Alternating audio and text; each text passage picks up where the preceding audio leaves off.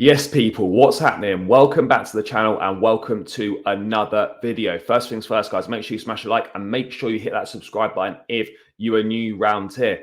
And we're into the final 5 days of the transfer window. And from a Chelsea perspective, it's been a great window so far. The mass clear out has been superb, getting rid of a lot of players we need to get rid of, getting good prices for players as well. We've brought in some real quality additions, the likes of Caicedo and Lavia, to name a few. But in this final 5 days, there's still business to be done. We need at least one player. If we're being greedy, we would love to have two, but we need an attacker who is versatile across the front line.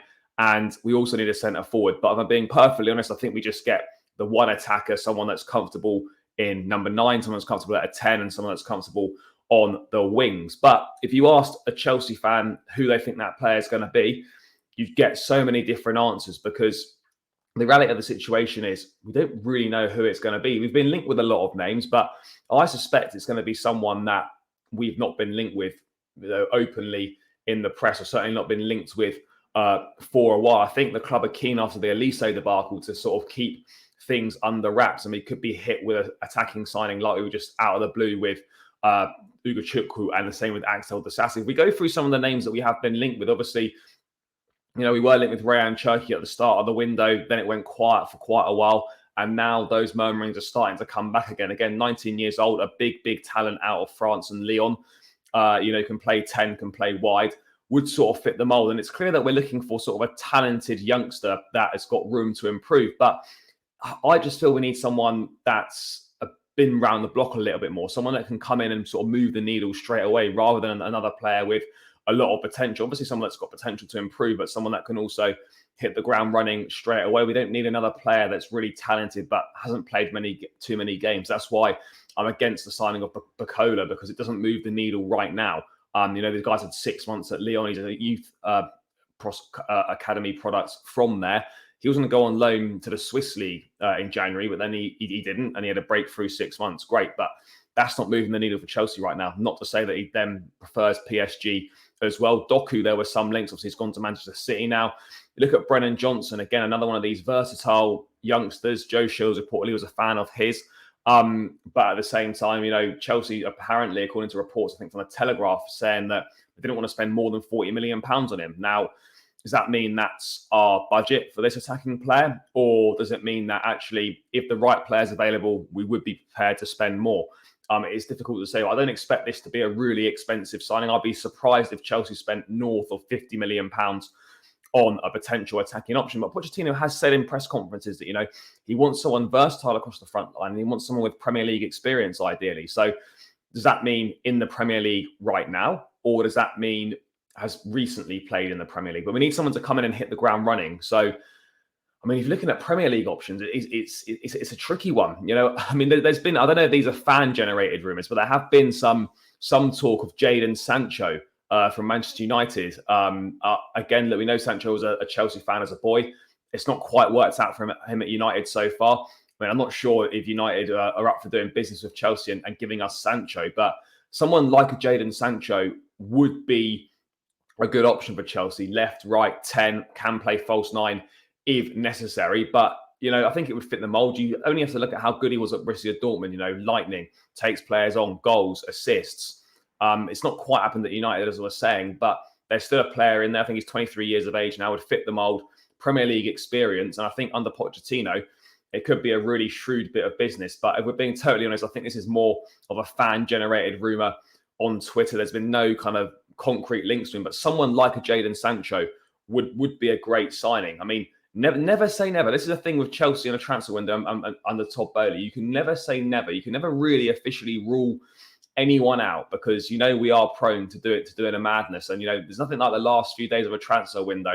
It's amazing what sort of decisions, and sometimes stupid decisions, it drives clubs to make. But look, Jadon Sancho is one that I would love it, but if we're being totally honest, it seems very, very unlikely to happen. I think it's going to be a name that's going to be outside the box. I think for me personally, one to watch would certainly be Jonathan David at Lille. Versatile forward, can play either side and can also play for the middle. Scored a lot of goals for Lille, and he's probably ready for the next step in his career. But again, Lille are going to demand big money for him, and as their main man, as one of their main men, at this late stage in the window, they're gonna want a premium, and they're gonna need time to find a replacement for him as well. So this is where it gets really tricky as well. Is that when you're going for players that are obviously going to be of value to the team you're trying to buy them from at this late stage in the window, they're going to charge more, and it needs to get done quickly because they're going to need time to bring replacements in, and time is something that's not on our side. But if I had to sort of pick an attacking player that I think one we've not really been linked with, one that could be under the radar and an outside shout, I would go with Jonathan David. I mean, there are other talented attackers there, but in terms of Premier League experience, as I mentioned, Jadon Sancho would be great. I can't see it happening. Brennan Johnson, I think Chelsea aren't really that keen on it at the price being quoted by Forest, but Forest needs to raise funds. Let's see in the last few days whether they decide to drop that asking price slightly. At £40 million, would Chelsea be prepared to go in for Brennan Johnson? I don't really know. But the very other situation is, yes, there are options out there, but there's not many options with Premier League experience and options that move the needle instantly, which is what we desperately need. We need someone that can come in now and make an impact, but then when Nkunku comes back, it's going to be happy to be more of a rotation option. Someone that's kind of going to start now, but then come January time, they're going to be okay being a rotation option, not starting too many games here and there. And that is a really hard thing to find. We've seen anything this summer. The market for attacking players has not been great. It has been difficult. There's not been an abundance of quality out there, certainly not an abundance of attainable quality and sort of the profile that Chelsea are certainly looking for as well. Someone that is versatile, someone that can score goals, create goals. That's what we need. I mean, to be honest, I think we've got enough creativity in the side. I think there's a lot of creativity in there. I'd be looking for someone above all that is more of a goal scorer than a creative player. If they can do both, great. But I'd be erring more towards the side of, can this guy score goals rather than how creative is this person? Because despite the fact that we've got a lot of young, exciting talent in the forward areas, I still feel we're lacking goals. Yes, Sterling stepped up. Yes, Jackson looks a handful. But, are there enough goals in this team as it is right now to make up sort of the 30, 40 goal deficit that we were staring at last season? I'm not convinced it is. In fact, I'm certain it's not right now. We need someone to come in that's going to contribute sort of 10 to between 10 and 15 goals in the Premier League. And that's really, really tough to find, which is why we're kind of in this situation where we are at right now. And this is why I think it is going to be a total surprise, why it's going to be kept under wraps because of what happened with the Michael Elise situation. But I do think it is just going to be one signing and it will be a versatile forward. I think in the last 5 days, it's too much to ask to find sort of a 10/wide man and a centre forward. I think if a centre forward was going to come in, it would have been the Vlahovic-Lukaku swap deal. That now isn't happening. That's fully off. So, yeah, your guess is as good as mine, guys. But as I said, I think the Jonathan David one is absolutely one to watch, 100%. I think there's definitely...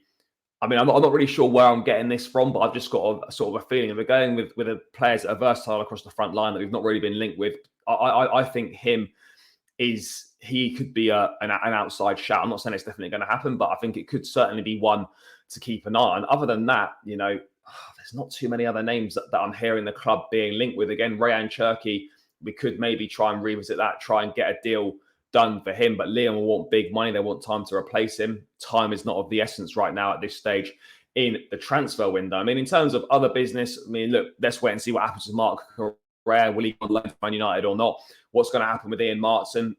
He's obviously in the last year of his contract. He needs to sign a new deal or be sold. I wouldn't rule out any option. I wouldn't rule any options off the table for Martin in terms of staying, loan or sale.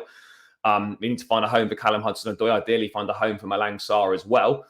But yeah, those are just kind of minor outgoings. I think the incoming, we need one big incoming, and no one really knows who it's going to be. And there's an element of excitement to that for sure as a fan, but there's also a bit of an element of the unknown and a bit of a worry. And you're thinking, who can we really get? Because there's no kind of realistic names and shouts that have been put out there with concrete links that sort of tick all the boxes that Pochettino has been referring to, the way that he's spoken. What we essentially need, in my opinion, is someone like Olivier Giroud. When we sign Giroud, we need someone like that as a centre forward, but there's very, very few of those around. And I suspect we're going to end up getting someone, a versatile player across the front line. So, yeah, Your guess is as good as mine, people. I'd love you to let me know your thoughts in the comments below at who you think realistically Chelsea are going to sign as a wide player. But for me, Jonathan David would be my shout. Maybe Rayan Cherki and Jadon Sancho is an absolute rank outside bet. But yeah, people, please let me know your thoughts in the comments below on who you think Chelsea are going to sign as that attacking player. Is it just going to be one signing? Are we going to get two signings? Let me know your thoughts. Thank you for watching the video. Make sure you smash a like. Make sure you hit that subscribe button if you're new around here. And I'll catch you again in another video soon. Up the Chelsea and peace out, people.